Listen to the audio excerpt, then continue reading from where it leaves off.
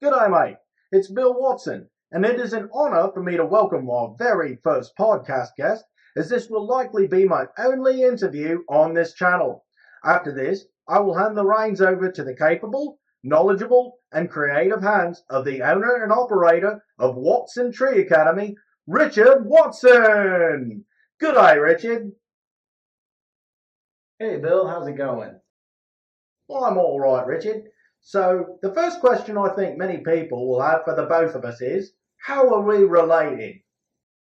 That is a really good question. So the answer that we've come up with is it is a long line of great great great great grandfathers, and my great great great grandfather and your great great so many greats grandfather, they were brothers, and they lived in a community and had a happy healthy family. But one day, my great great many greats grandfather got abducted by aliens from the community, and uh, I got the genetic upgrades, and then yeah, the genetics passed down to me to where I'm like this, and you're still a monkey. Very good. Now that we've gotten that out of the way, where are you from? Well, I'm from Lawton, Oklahoma originally. That's where I was born, and then I was mostly raised in Skytook, just north of Tulsa. So yeah, born in Lawton, raised in Skytook. So, you were born in Lottin and raised in Skytook. Did you go to school there? Yeah, I went to school in Lawton a little bit. I went to a Christian school and just spent the first half of kindergarten there. And yeah, ended up getting into it with the only other boy in my class. And that was the end of my career in school. My mom decided to pull me out along with all of my brothers and homeschool us all. So me and my three brothers are all homeschooled. Very nice. So, how old were you when you started climbing trees? Well, I was about 4, 5 years old when I climbed my first tree, and been climbing them ever since. I actually fell out of my first tree when I was 5 years old, and I was up in the tree about 15 feet, and I grabbed a hold of a dead limb, and I remember to this day I pounded on it like that to see if it was sturdy, and at the very end of it, where it was connected to the tree, it was, but it had rotted out on the way out. So I start shimmying out on this limb with limited confidence, but still thinking it's going to hold me. And I hit one little bobble, and I trusted that limb, and it snapped, and I fell about 15 feet straight to my back. My brother said I was knocked out for about 2 or 3 minutes, and yeah, I came to, and like a scared squirrel, I just climbed straight back up the tree. And my mom came out because my brothers had told her I'd knocked myself out, and then I climbed back up the tree, and mom was like, "Get your butt out of that tree, Richard! You just fell out of it." And I was like, "Yeah, it's true, I guess." So I came down and recovered from that one, and climbing again as soon as I could. So it was just a couple days, and I was back in the tree. Um, Climbed everything from uproots when I was about 6 to anything standing. So yeah, climbed a lot. Wow, that's a crazy story, Richard. It's wild you started a career in tree industry after falling out of a tree. What was your first job in the industry? Well, my first job in the industry, it depends on if you consider picking up pecans from a pecan orchard or not. So when we moved to Skytook, there were some people in the church that owned their own pecan farm, and they let us come out there after they ran the pickers through, and we could pick up anything left. And there were some gullies and stuff that the pickers would miss, so we learned where to look and harvested as many pecans as we could throughout the season and sold them to people in the church. So we would do the cracking and the shelling and stuff like that. And you know after that, the farmer started to see that I was working pretty hard, and he hired me on with his Mexicans for $4.50 an hour. So that was my first official paycheck job. Was probably about 8 years old, 9 years old, working on a pecan farm. And it was the greatest experience of my life. I was homeschooled, so worked my school schedule around my work schedule, and um, work was kind of school too, because I received literature from the farmer straight from OSU, Oklahoma State University, the one of the best agricultural schools in the United States, and it was all of the information that they had on grafting pecan trees. So I started grafting pecan trees from native over to paper shell, which is common practice in the industry, and grafted tons of trees, planted tons of trees, transplanted trees, raised canopies, all kinds of stuff. So I spent my days either in school or in the pecan fields early on. One of the questions that I had was, how can I buy your pecans from the store? And the farmer said, well, I don't know. He said that whenever they harvest the pecans, it's the least expensive for us to ship them over to China. China does all the processing, and then they ship them back. And we get a product from a company that we don't know the name of, but they're brokered and sent and shipped in huge quantities. So I was like, wait, you can't get your pecans from the local sources? And he was like, no, that's where you come in. Like, when you come in and pick up the pecans after our pecan pickers run through, then you are sourcing our local pecans to local people, which is really neat. So that was where I got my start, and yeah, ended up working for the farmer. Many years doing that. Wow, so you were pretty young when you got started working. How old were you when you started your first chainsaw? Or as you like to call it, Canadian weed whacker? Oh, so the first time I ripped a Canadian weed whacker was when I was about 7 years old. Um, this actually goes back a little farther because it starts with another story. My mom was trying to start the tiller in the garden, and I was probably 4 or 5 years old, and she was trying and trying, couldn't get it started, and she was about frustrated with it. And I asked her if I could try it, and she said, she looked at my little 4 or 5 year old body and said, "There's no way you can start that thing, but here you go if you want to try it." So I grabbed that rip cord and gave her a rip, and when I felt the compression, it kind of hurt my shoulder, but I felt it grab, and I was like, okay, now I feel it. I've got this. So I prayed. I said, God, I know you've surrounded me with your angels. Please, if you want this tiller to start, let it start right now. And boom, that thing fired right up. And my mom went to tilling. She didn't let it throttle or anything. She just went straight off in the garden.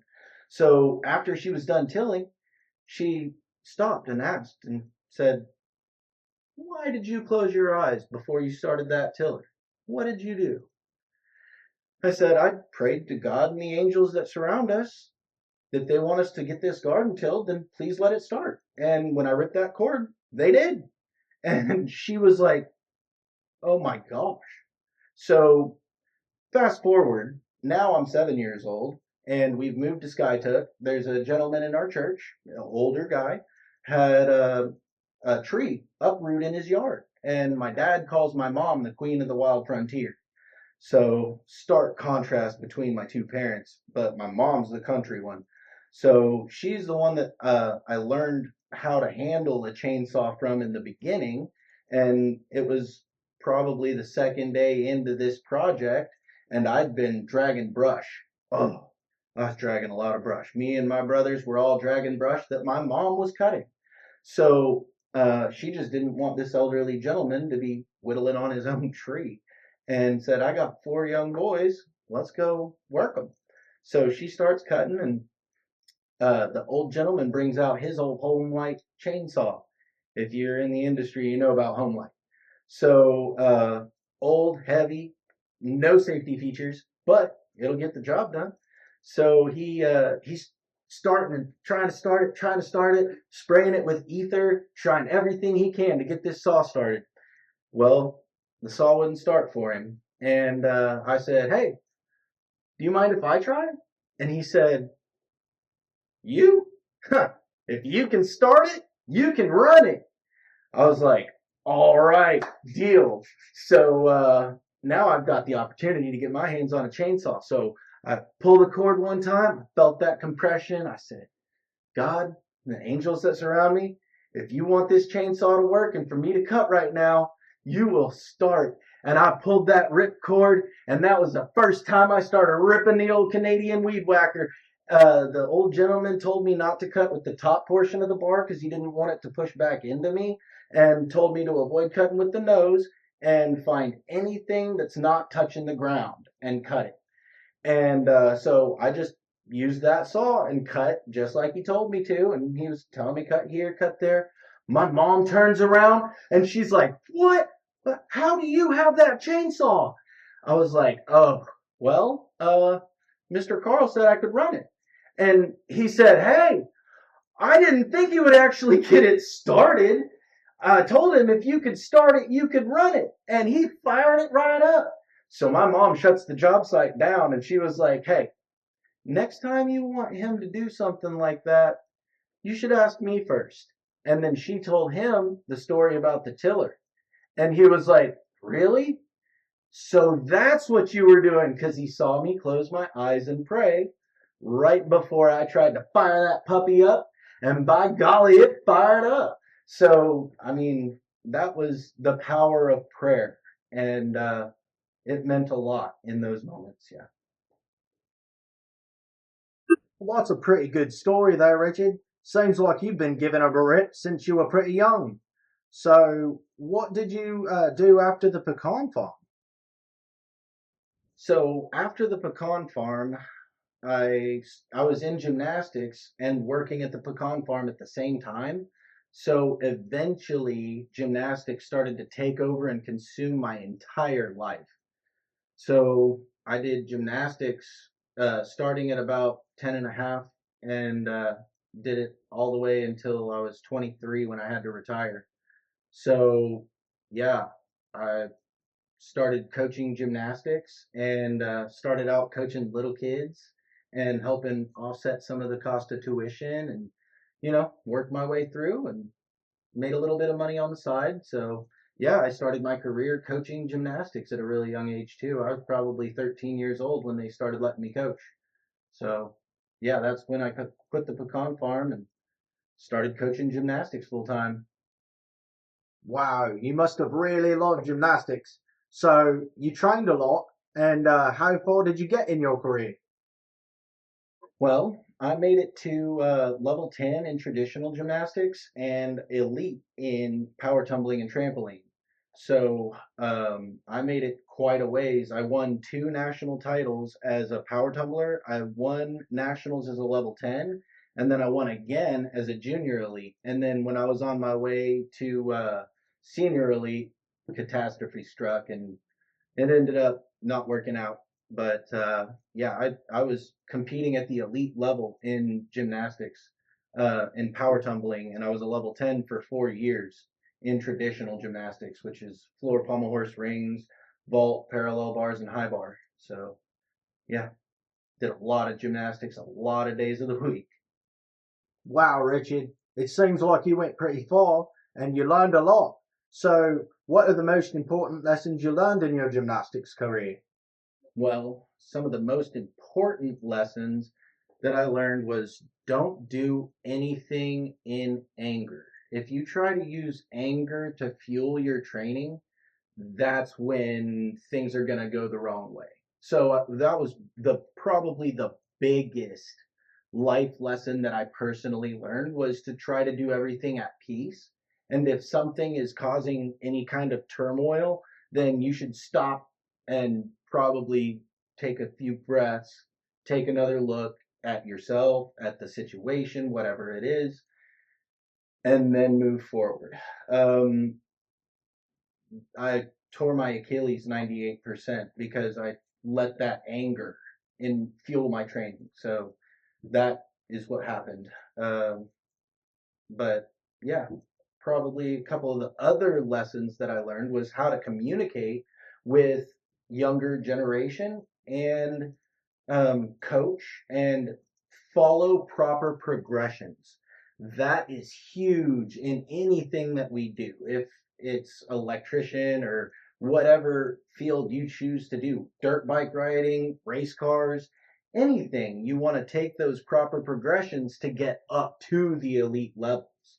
You can't just start and think you're going to be way over there when it takes a lot of time, a lot of practice, and a lot of dedication to the game. And it doesn't matter what game it is, you've got to fully immerse yourself and just go all out and study everything you can.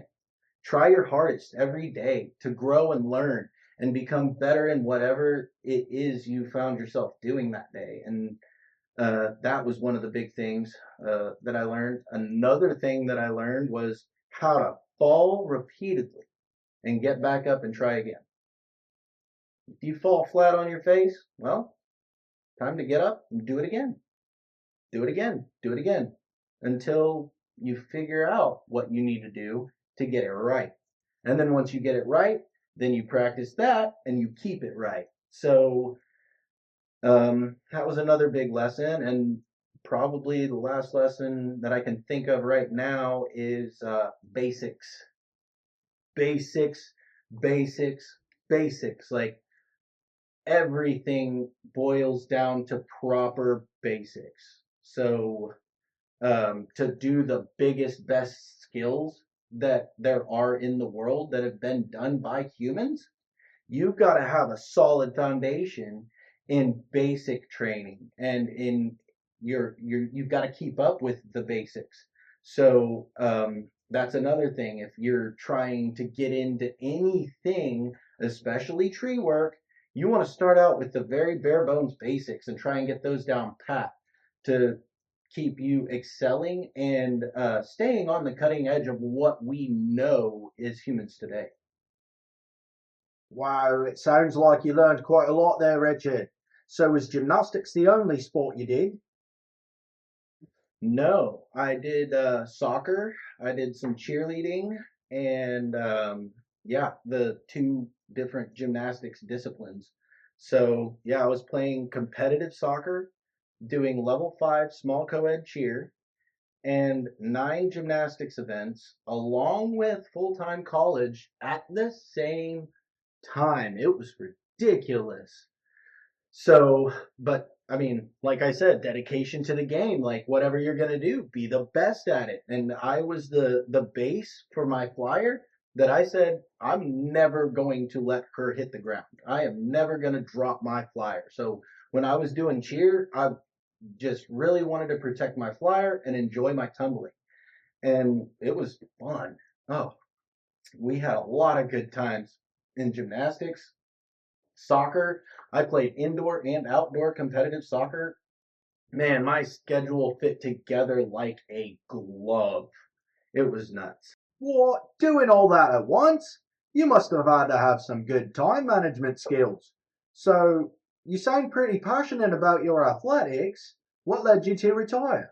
Well, it would be my Achilles tear. So, I was doing a competition and I didn't do so well in the competition. It was the very first competition of the year and I messed up on my passes. I didn't hit the scores that I was looking for and I was fine with it at first. You know, my dad always told me if you win, it's icing on the cake, and if you lose, then go back to the gym, train, and come back and try again. So you're just doing it for a good time. It's just for fun and just so we can learn and grow and develop in what we're doing. So that's kind of the attitude that I have, is pretty laid back about it. You know, oh man, better luck next time. Sometimes you fall, sometimes you don't. And this time I fell. So my coaches were like, "What? Uh, really? Um, you should be upset that you didn't do so well." And I was like, "What? Upset? I I just fell. It's okay. It's like no big deal. I can do these passes. It's no big deal. I did it safe, but I mean, I just messed up. So better luck next time." And they were like, "No. You need to go back to the gym and train. and you need to train hard, and you need to use the anger from today of not doing well to fuel your training. So I went back to the gym. Monday rolled around. I didn't do such a hot job stretching out, warming up. I was busy getting angry, and I got mad, and I was kicking myself for not doing well at this competition. And so I hit the floor. And when I hit that floor, I was like, everything's going to be awesome. It's perfect. I'm going to get it. So 6 whips to double layout was my typical warm up. So I hit 6 whips to double layout. Perfect. Next pass, 6 whips to double layout. Perfect. Next pass, 6 whips to double layout. Not so perfect. Right out of my round off, I knew something was going to happen. I was too low and I was going too fast. And I wasn't going to be able to control the dismount. I did not know what was going to happen on the double layout. The two options that flipped through my head while I'm doing whips down the floor was, should I bail out and risk breaking my neck? Or should I go through with the double layout and risk breaking my leg? So I went through with the double layout. It's what training tells you to do, is stick to what you originally thought you were going to do and go through with it no matter what. So I went through with the double layout and I felt the pop. I heard the echo through the gym and I felt my calf shift. And I didn't know what happened. At first I thought I broke my fibula. So I did my double layout holding my leg, landed on one foot, laid back, and told my coach it's broken. After I told him that, I said, I don't know. I think it's my fibula, but I'm not sure. There was an athletic trainer that worked in the gym, came and looked at it, and she said, no, something worse. Go see an ortho. So go see an ortho, and my mom calls the Olympic Training Center for a torn Achilles. So I had ruptured my Achilles 98%, and I needed surgery. My mom calls the Olympic Training Center because I was going to be on the U.S. national team for power tumbling. And they said the best in the United States is Dr. Emil Saxena. He's in Palo Alto, California. If you're going to fly there. So we go over to Dr. Emil Saxena, and he has this anesthetician, Dr. Wang. And it was a great time in surgery. I'll tell you all about that later. But yeah, so this little Oklahoma boy goes out to Palo Alto, California, and has my surgery and get back home, go through rehab. I made a full return to my sport. And after I made the return to sport, the other Achilles started to hurt. And I knew that if I stayed in gymnastics and continued competing in competitive sports, that I'm going to risk hurting the other Achilles before it has time to really fully heal. It felt like my bone was ripping from bone. So decided better hang it up. And plus, I had capped out the salary for a gymnastics coach. So, and it wasn't enough to support a family. It was enough to support me, but it wasn't enough to support a full family. So I needed a career path that would support a family and not be quite so hard on my body. And yeah, that's what happened. So you retired from expert level athletics. So what did you decide to do after gymnastics? So after gymnastics, I had two options I could take. One, I had a bunch of college credits, so I could go back to school and excel in school and figure out a career path from there.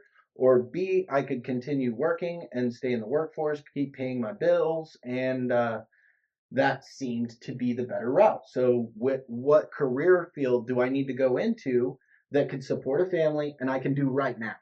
Well, a buddy called me and said that he works at a place that climbs trees for a living. And yeah, come apply. They hire about anybody and you should be fine. So I decided to apply and I got my application accepted. And yeah, fell back in love with trees. It was from gymnastics back into trees. So that was the progression there. So tell me, do you think your experience in gymnastics helped you excel in the world of tree trimming? Well, my experience in gymnastics helped me excel in trees all the way across the board, especially when I got to foreman. So, one of the things that gymnastics helped me with was to be coachable. So, I got to be coachable, and then I had to learn how to coach others. So, learning their personality type, seeing how they're going to receive the information the best and be able to digest it and hold on to it. So, yeah, gymnastics helped me in all sorts of ways to get ready for my career in trees with the strength, flexibility, balance, stamina, everything that it takes to be a professional tree trimmer. I had it. And literally, it is an athletic event. There are competitions for tree climbing. So I decided to just go all in and absorb everything that I could. Another way that gymnastics helped me in the tree care industry was my coach was from Venezuela. So yo hablo poquito español, and I took Spanish in high school. I worked on the pecan farm around a bunch of Hispanics. So I learned quite a bit of Spanish. I can speak all the Spanish I need to work on a job site with other Hispanics. So that's really cool. Just asking questions and being receptive and being coachable and working hard. That's one of the things. You've got to earn that respect by hard work and dedication to the game. If you're going to do it, you do it to the best of your ability. And you go hard when you're in there. So the Hispanics taught me a lot. Pretty much everything I needed to know as far as basics was concerned so that I could do about any job with a limited amount of equipment. Because in the beginning days, it was here's the very basic things you need, go out, do your job, and figure it out. So, and they were really good at figuring it out from chainsaw maintenance to rigging to anything. They were very good at what they did. So, um, yeah, they taught me a lot because of my gymnastics background and experience with Neptali Narvaez, one of my favorite coaches and the person that took me the farthest in my gymnastics career. Wow. Well, it sounds like gymnastics was a perfect complement to becoming a tree guy. So, what was it like working for the largest tree company in the world? So, working for the largest tree company in the world was two different experiences completely from the time it started to the time I was finished there. When I started, there were a lot of Hispanics, um, a lot of good hardworking men that knew what they were doing and they'd been doing it for 15, 20 plus years. We had numerous people with 15, 16, 18 years experience. No problem. All day. And these guys could do the job safely with what equipment they had at their disposal. They were great. So, um, they they they were also a brotherhood. There was also a brotherhood feel to the place that I was working to everyone that was there. You knew that you were basically going into battle together. And especially on storm work, like we are linked up, we are good on our game plans, and we know exactly what's going to happen so everybody goes home safe. So in this industry, even professionals make mistakes that are fatal, and it's very dangerous work. Um, Sometimes I don't feel like we get enough recognition for the amount of hazard that we put ourselves in front of, but that is neither here nor there. Recognition's whatever, as long as the job gets done and the people are safe at the end of the day, and they were really, really good at it.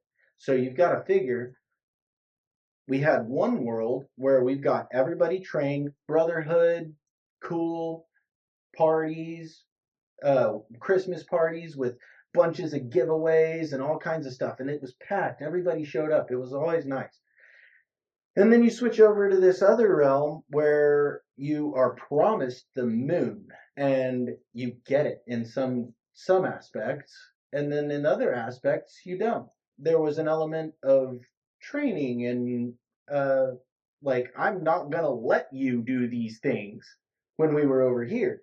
And then over here, right after some certain events occurred, it was a whole new planet to work at that place, because it was basically me versus teaching basically all of the green hats how to do our job safely and keep everybody safe when we're in the field and on the way home. It was two different worlds. But a brotherhood, a great learning environment for when it started out for me when I was working there. Wow, it sounds like you enjoyed your time at Asplin quite a bit and learned a bunch from those Hispanics. So, was there anything that made your experience change? Oh my gosh. When Donald Trump got elected for the first term, that's when everything flipped from one world to another. So at first, we're in the brotherhood mode where you got 16, 18 years experience to talk to, bounce ideas off of. And then all of a sudden, all of that experience and wealth of knowledge is gone. And the people that are left have not been fostered properly because of a litany of different reasons, whether they didn't work hard enough or whether the people were tired of teaching people. So because I see so many new guys all the time, I'm just going to teach you and you're going to quit. And the cycles of people coming through the door, it was just insane.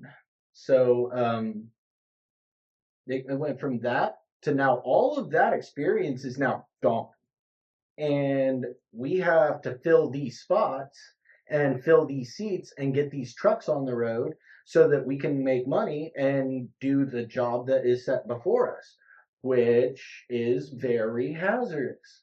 So a lot of people are just getting rushed through, and now we've got people that are not quite qualified going out and doing things that are not so safe. And yeah, they need more different supervision in some ways. So it changed a lot from the very structured, like, this is how it's going to be today, to, oh, now we have lost all of our experience. We've got to rebuild from the ground up and make sure we do it in a right way where nobody gets hurt or killed.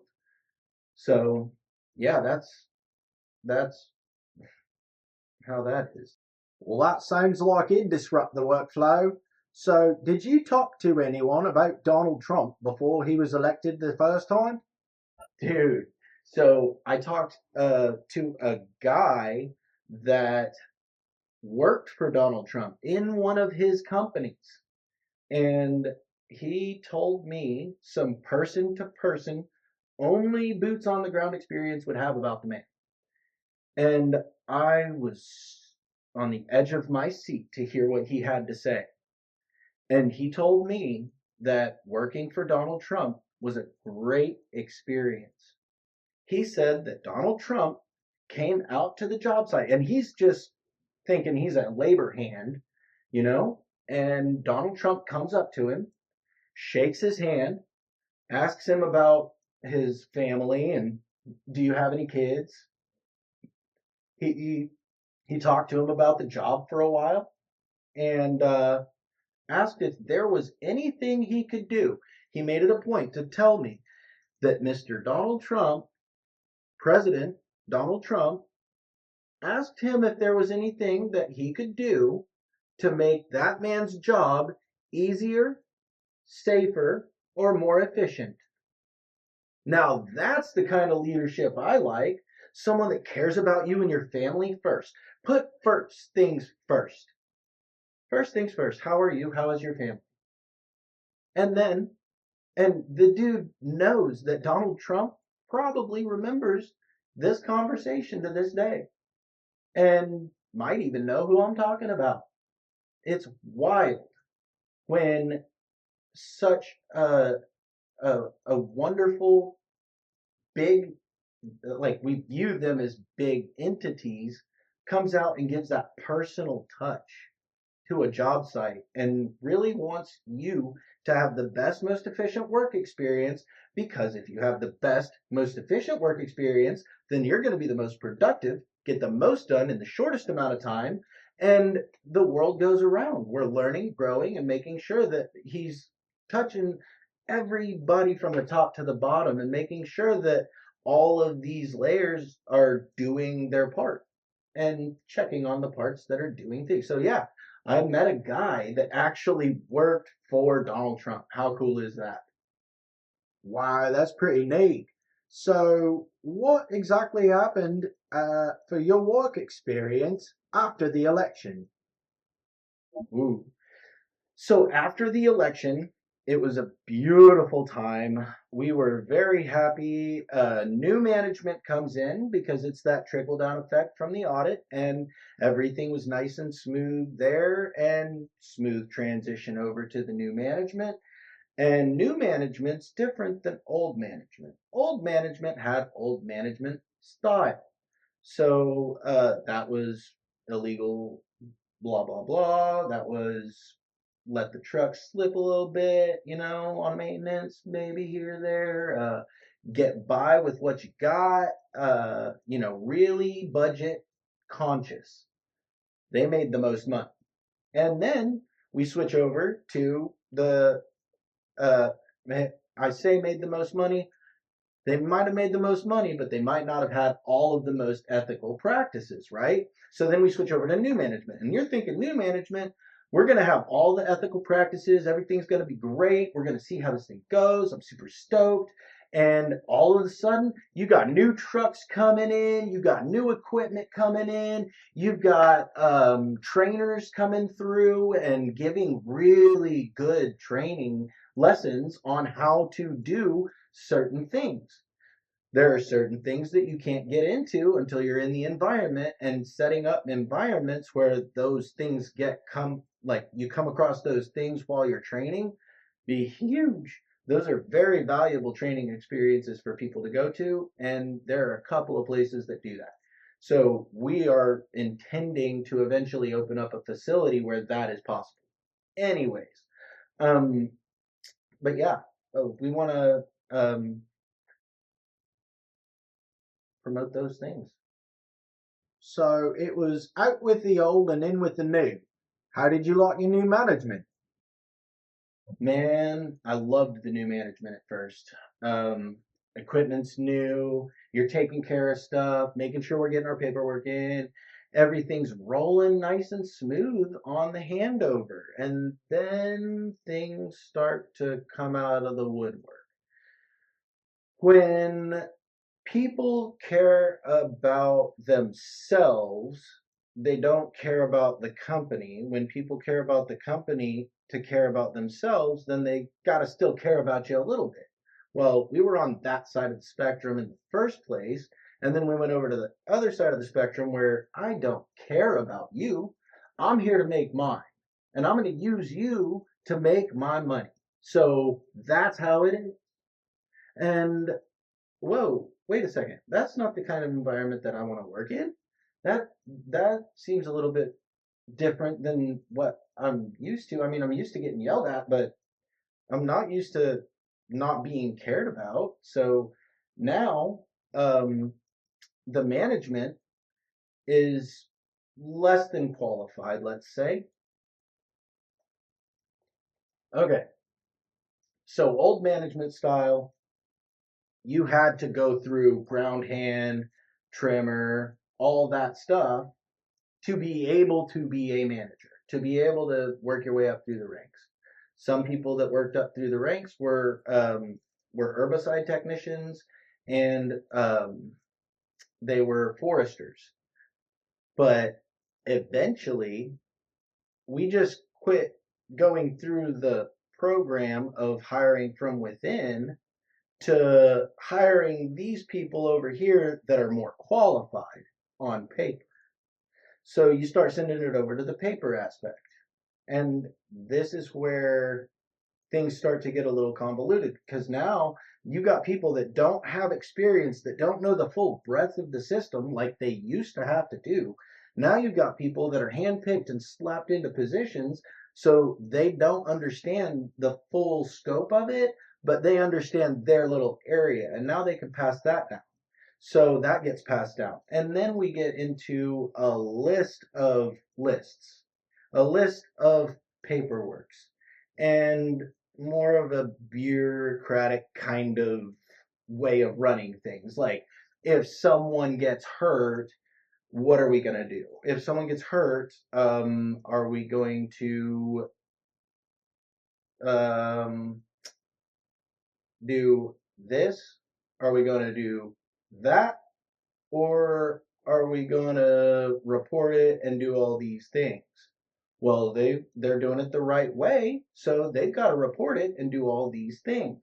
But after it gets reported, now we've got to come up with a corrective action. Every corrective action ends up in a sign off. Every time someone gets hurt, you've got a new sign off to sign, and you're basically saying this is things that I won't do, blah, blah, blah, blah, blah. But that's not fixing the root of the issue.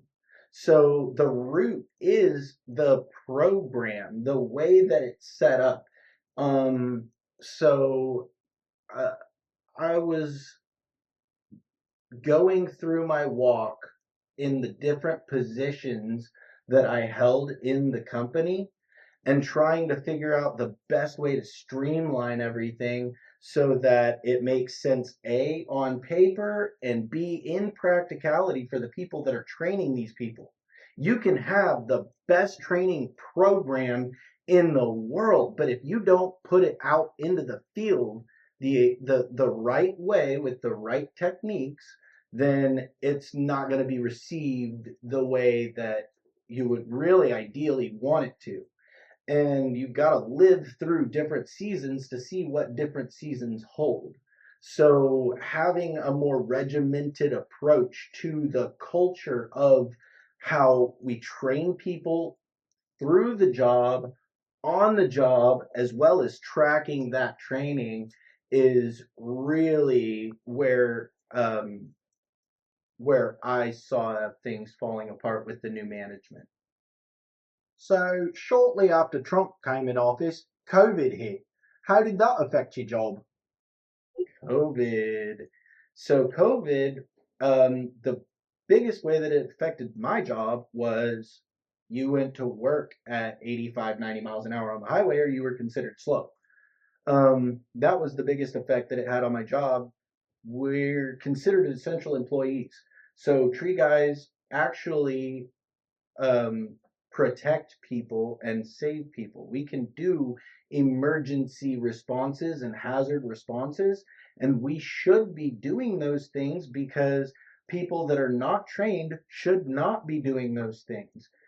And fail videos like crazy that you could look up on the internet right now and see a bunch of people getting injured and putting themselves in harm's way because they don't know exactly what they're doing. So we need people that understand the material that we're working with, which is trees in our case, and be able to work with those trees safely and go to the end result of a cleaned up storm or a cleaned up yard or a cleaned up tree or a decrease in hazard to a home or property or people.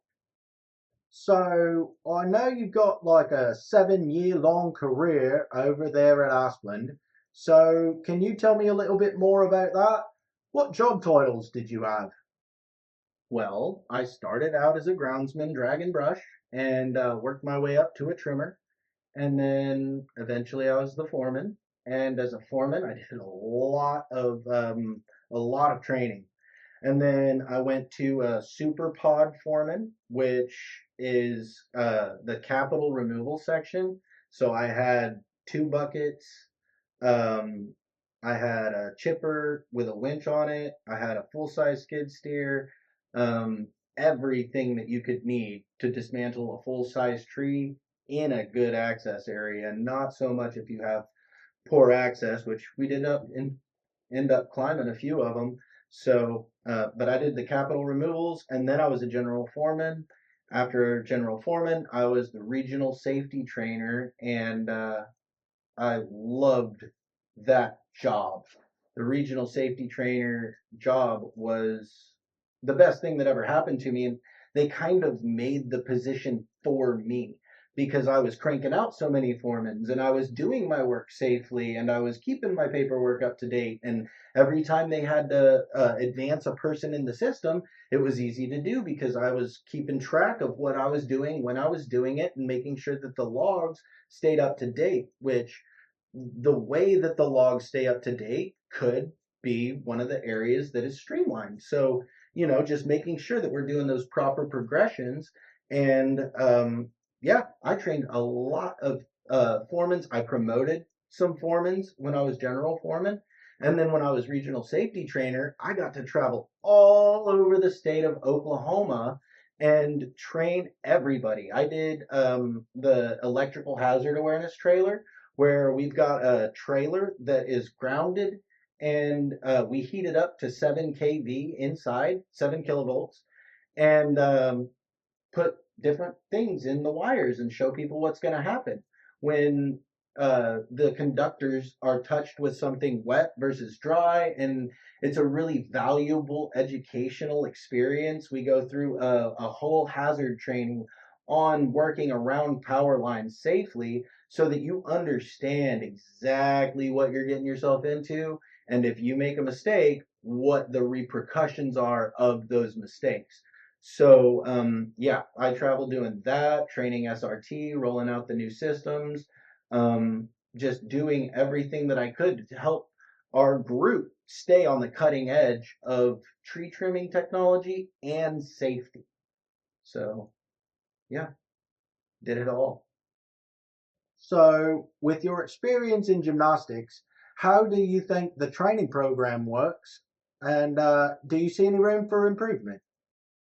Yeah, so this is one of those things that I don't want to talk about too in depth with everybody listening, but I mean, yes, definitely want to develop a training program that is a little more user friendly and more basic educational oriented.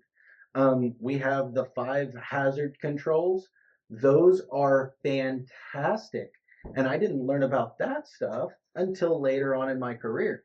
And I was like, wait a second, why am I just now learning about the hierarchy of hazard controls? And I've been doing this forever. This boils it down so that every employee has the best chance possible to make the right selection of where we're going to fall in this area on any given job site and on any given task. So the chart helps increase efficiency and safety. Like, what more could you ask for? So yeah, there are some things that I would personally like to see us as a race, human race, grow and develop in our training aspects, and not just about trees. Like, every job could be affected in a positive manner based off of how we approach our staff training and how we approach handling our employees when they're in field. Wow. Well, it sounds like you enjoyed most of your time over there. So, well, can you tell me a little bit about why you left? So why I left really all boils down to one storm. um, there were some things that compiled on top of this that helped me make my ultimate decision in leaving and starting my own company. Um, the main thing was, when you need help, when you call for help, you should have help. That was the main thing that I quit for. Um, people should be treated right. People should be able to express a concern and have that concern responded to. And, with the mentality of I'm the one in charge and you guys are the ones working, do your job. I mean, how many jobs can one person do? So they sent me out on a storm. First, they created my pod from a mix mash of every other pod. And what the supervisor did to put together my little group was called each general foreman and said, give me your worst guy, and I want to send them on storm with Richard. So I said, okay, you can send them on storm with me. I don't mind if you're asking me to take the worst guys. I'll try to make them the best guys by the time we get back. They should be ready to rock and roll. So I appreciated the challenge. I appreciated the fact that I am getting the worst guys, but it's not an ideal situation, if you ask me, to send a bunch of guys with less experience into the most hazardous environment.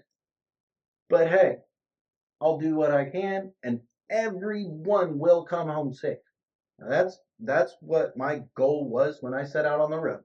My group will come home safe, and my equipment will come back unharmed. So that was my mission as the leader of my group. So we go out, and on the way there, we were rolling with two other groups. One, a 23-year-old Puerto Rican, was the general foreman of that one. And he had his full crew of basically people that travel from place to place and just work together. So he had his little group. And then the other guy, he was the regional safety supervisor for the other section of our little area in Oklahoma. And so he had never been on a storm at all. He had never been out of town other than safety trainings and stuff like that.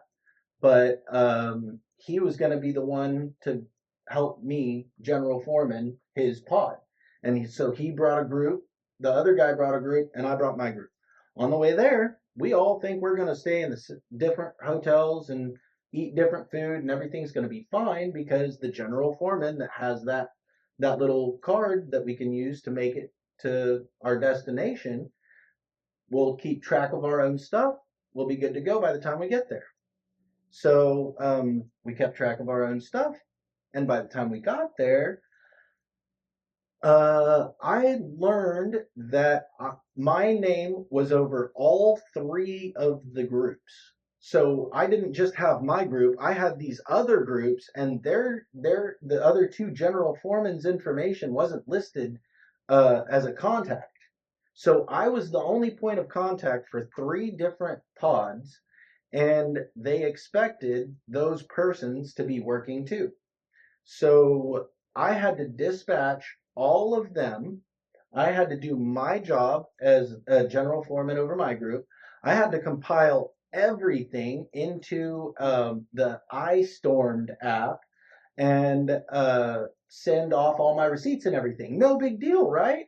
What if the app is glitching? So I'm trying to enter my meals and the app's glitching out. I'm trying to enter the hotels. The app's glitching out. I need help with this thing. So I'm calling my supervisor and he's telling me, figure it out. Email somebody. And I'm emailing everybody that I can. I'm giving phone calls where I can, asking people questions, and nobody has the answer. So I get this IT number. It did not work. It asked if I needed nuclear waste assistance. So that was obviously not it. I tried everything that I could try, and finally I got the correct phone number for the IT department that was the head of the iStormed app. Well, come to find out, the app was glitchy, and you needed the web link to be able to operate properly. So he sent me the web link, and now I can do all the stuff. So I troubleshot that, and now it's been a couple of days. So we've racked up more receipts, we've got more meals, we've got more stuff to enter, and I'm dispatching all the crews. I am doing all the paperwork and delegating everything that I could. But a lot of the things I could not delegate because it was all under my information. So, and once you're in the storm environment, there's no change in it. There's no turning back. You are set, and this is how it's going to be.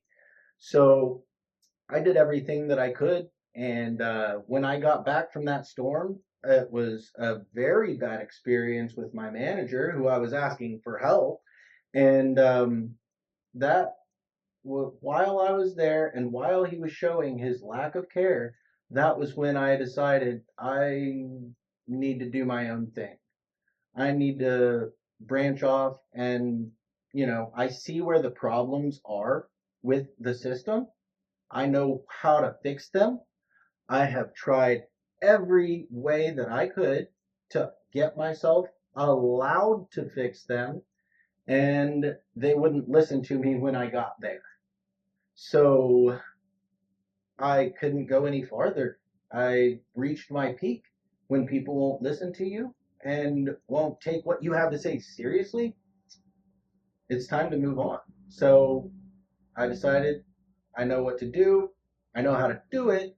The only way for me to actually make these dreams a reality is to start my own thing and make sure that I'm in the driver's seat when all these decisions are made and when all these things occur, so that we can be the most efficient and lethal unit when it comes to things like storm work or regular maintenance trimming and proper progression to get through all of the training and everything efficiently. So, yeah, that's why I started Watson Tree Academy.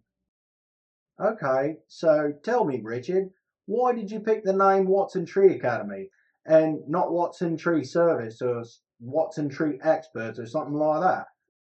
Watson Tree Academy is kind of a nod to my gymnastics background, because pretty much all of the gymnastics facilities are called whatever academy. So it's a nod to my gymnastics background. And when you think of a tree expert or a tree service, well, yes, you can get a tree service, or you could get a tree expert, or you could get someone that is invested in learning about trees, someone that is invested in education about the culture that we found ourselves in.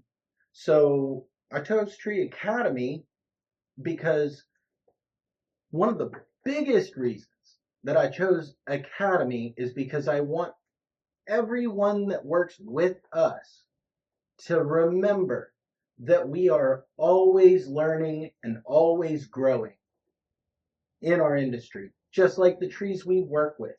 We should be learning and growing and developing our skill set, developing our understanding of the living beings that are trees. So that's why Watson Tree Academy. When someone pulls up to your driveway with expert on the side of their truck, they might ask one of your new guys a question, and he might not know the answer. So you say, "Well, your truck says expert. I figured you'd know what kind of tree that was." And he's like, "Well, I don't really know very much. It's my boss that." So I don't want to deal with any of that. If we just understand that everyone is in an aspect of learning and growing and developing in our area, then I think it's a winner. Okay, so what was your reason for starting Watson Tree Academy and not going to another company? My main reason for starting Watson Tree Academy is to continue my purpose in trees and tree work, and to teach everyone that I can how to work around trees safely. Where are my limits at? Should I be doing this as a house owner, or should I call a professional? Understanding how to properly handle saws and do our job safely. um, started Watson Tree Academy to expand what we know about trees and experiment and learn and really dive deep on every little thing that we're talking about and really try to just take a microscope to it and figure out what exactly we've got going on in each given area of what we're doing. So, yeah, that I want to teach people and I want to help people stay alive. I want to save as many lives as humanly possible in this industry.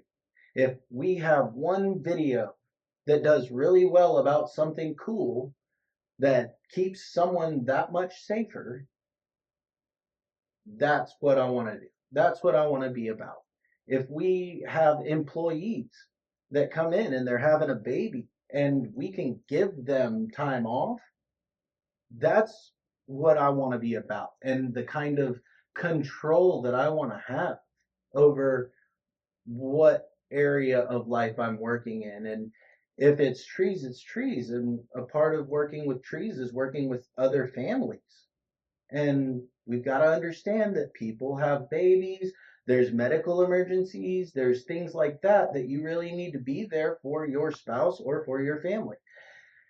I hope to grow to the point where we can support the most people in things like that as a community and really just share all of our knowledge, share our growth and our experience, and enjoy the fact that we're in different places. And we enjoy the fact that we can learn, that we can grow. So, yeah, I think the biggest reason is to save lives. And the next biggest reason is to help people see and raise awareness about trees and tree work. Wow, that's really good, Richard. So, when you started Watson Tree Academy, what sort of equipment did you have to get going? When I started, I was working out of the bed of a Dodge Ram 1500. Didn't have much of a truck bed to work with, but I mulched it all down and made it work, and I could fit a ridiculous amount of brush and logs and debris into the bed of a pickup truck. Um, so yeah, that's where I started. I had a MS 170 that I took to a job, and I was doing the job, and my chainsaw, I had a clip on it, but I didn't have a lanyard.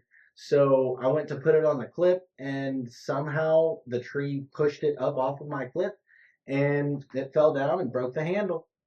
So the homeowner felt bad and gave me a brand new 391. So basically, I started out, I bought another 170 and 391. So that's what I started with on that end of things.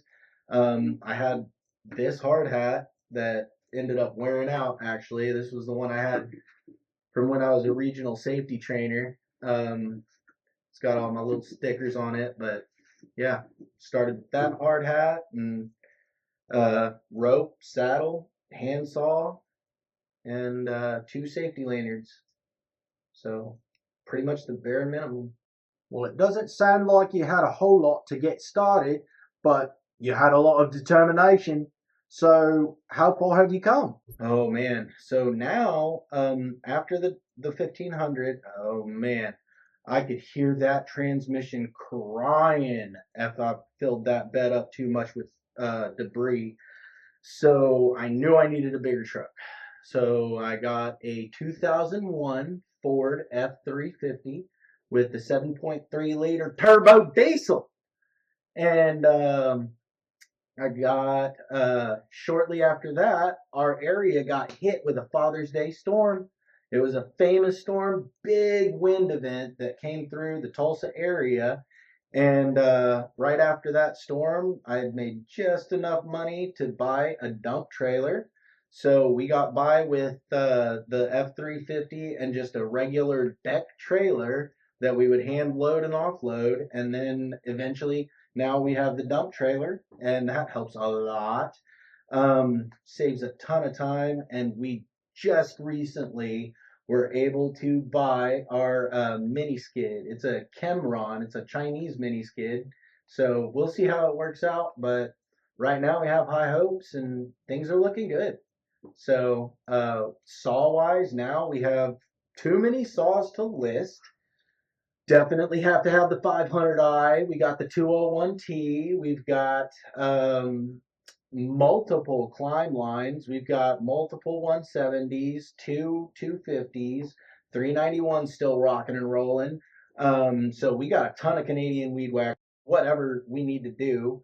PPE, we got all new hard hats with the Cinecoms. So we've been doing crane work, and yeah, we've been growing like fire. Got all 2 jet steps, knee ascenders, saddles, everything we need. So yeah. Wow, Richard, sounds like you've got everything you need to complete some pretty big jobs. So I want to switch gears a little bit and talk about why safety is so important to you. Safety is important to me because I have a family. And there there are a lot of people that want to do tree work and they have families too. You think it's as simple as picking up a chainsaw and going to town, but there's a lot more math and science that goes into it, and understanding the physics behind everything you're doing can be life or death. So I've had friends that have been catastrophically injured. They'll never be the same.